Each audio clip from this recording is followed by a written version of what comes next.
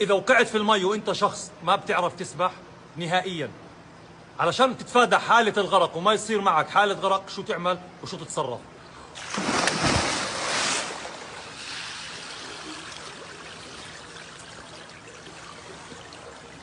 أنا إيش عامل؟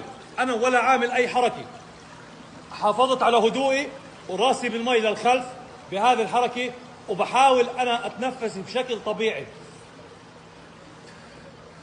ما في داعي أعمل أي حركة عشوائية، لأنه أنت كشخص مبتدئ وأنت شخص ما بتعرف تسبح، أي شيء بتعمله غلط راح يأثر عليك سلبا. يعني إذا أنا رفعت إيدي خارج سطح المي كحالات الغرق اللي بنشوفها اللي هي بهذا الشكل، رفعت إيديك راح تنزل مباشرة. ركزوا معي.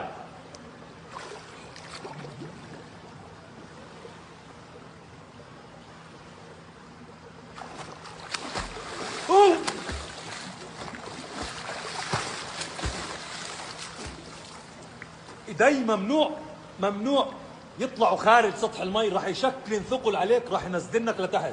هذه نقطة مهمة. والراس بهذا الشكل،